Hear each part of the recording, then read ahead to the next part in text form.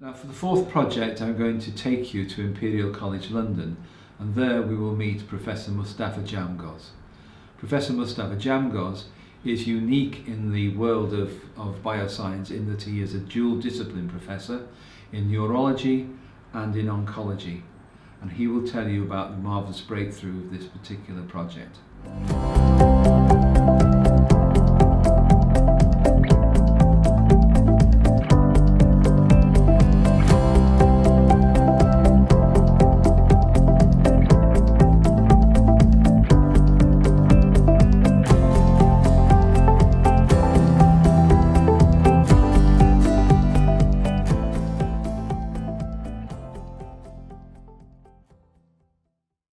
Assalamu alaikum. My name is Mustafa Djamgoz. I am a professor of cancer biology at Imperial College.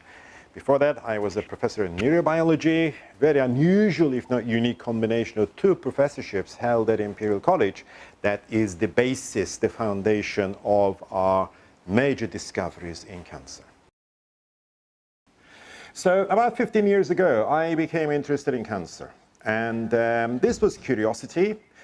My father died of cancer, but this wasn't the main reason. I was just curious about how cancer that a lot of people were talking about worked. What was cancer?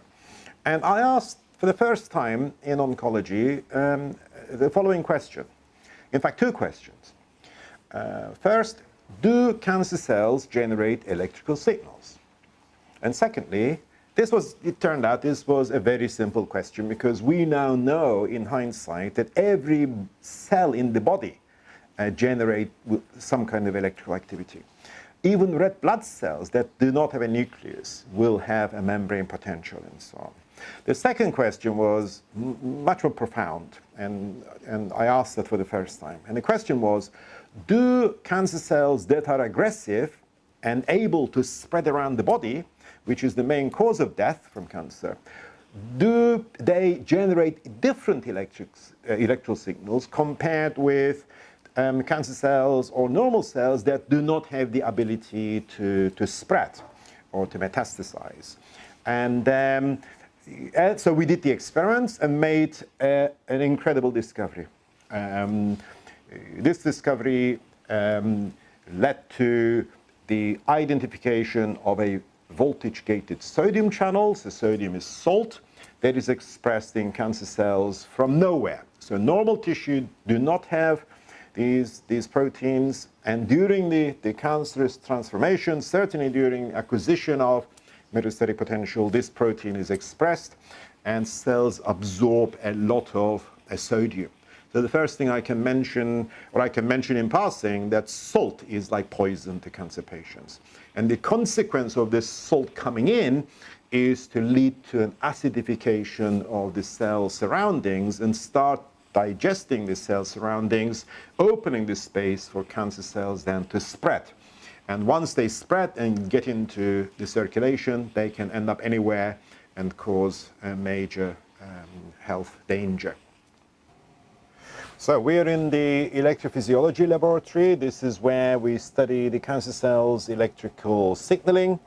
And we do that by making these very, very fine microelectrodes with which we can go and individually make electrical contact with different cells.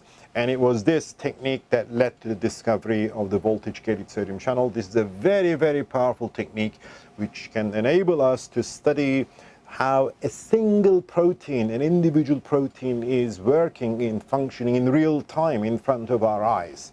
So using this method, the sodium channel was discovered and then characterized. So what would normally happen is the cells would be sitting under the microscope, and under visual control we make contact with the microelectrode, and then everything is then handed over to a computerized setup, and the computer drives the data acquisition and then the data analysis. So it served us well. We set up then the celex hypothesis, which basically says in order to spread, cancer cell membranes become electrically excitable. And it is this excitability that makes them hyperactive and drive them out of their normal behavior, making them twitchy and secretory and generally invasive. It's a little bit like epilepsy. So the cells go into a hyperdrive, and those of you who might have seen an epileptic patient will know that once the brain goes into sort of hyperdrive, the body goes out of control and convulsions and so on, and be total loss of control. The other property of the channel is this, and I'm very proud of these discoveries. And what happens during cancer growth? Cancer starts as one cell, and then those cells divide. As it goes beyond about 1 millimeter, the inside starts lacking oxygen, because oxygen is no longer diffusing in, and there's no new vasculature formed yet. So this phenomenon is called hypoxia. Now, the question now is, what happens to the sodium channel under those hypoxic conditions? Well, something quite remarkable happens, because the sodium channel, instead of opening and closing, enabling your sort of heartbeat and your nerves to function, it stays open for a long time.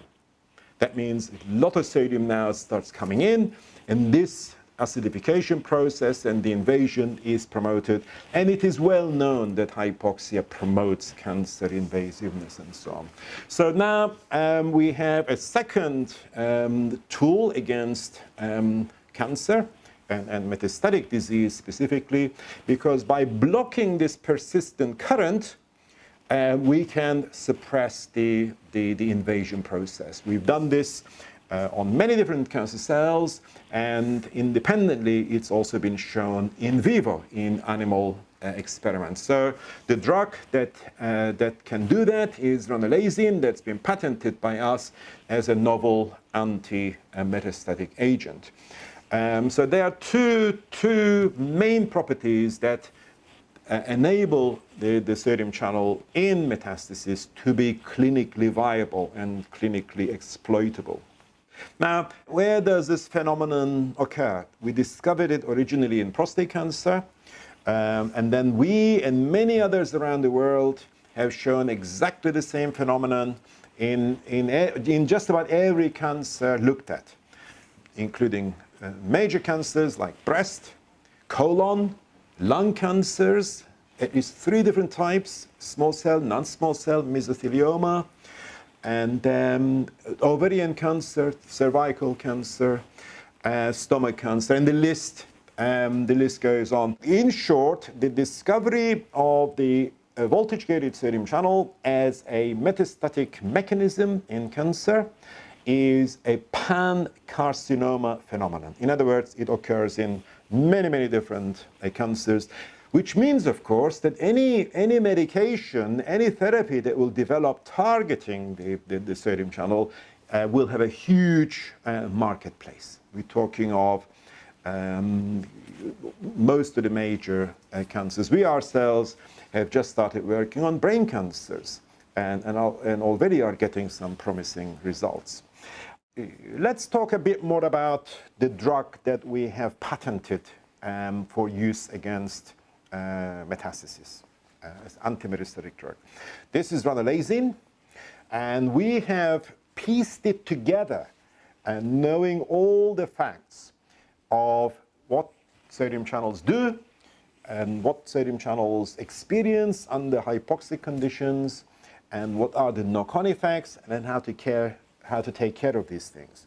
Well, the impact of hypoxia on the sodium channel in generating this persistent current also occurs in heart during ischemic heart disease. In other words, during heart attacks or arrhythmia, when oxygen or blood is not flowing regularly through the heart and oxygen supply is reduced. Under those circumstances, again, the sodium channel develops this long current, a lot of sodium comes in, and that messes up the cardiac function, leading to angina or heartburn.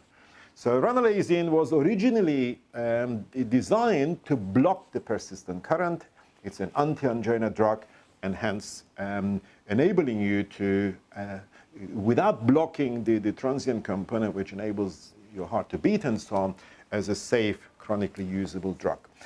when in the tumors we discovered the sodium channel, and we knew that, and everyone knows, that growing tumors develop hypoxia, it was an obvious kind of hitting the bullseye to ask the question whether the sodium channel, several questions, whether the sodium channel in cancer develops a persistent current in the same way, and the answer is yes.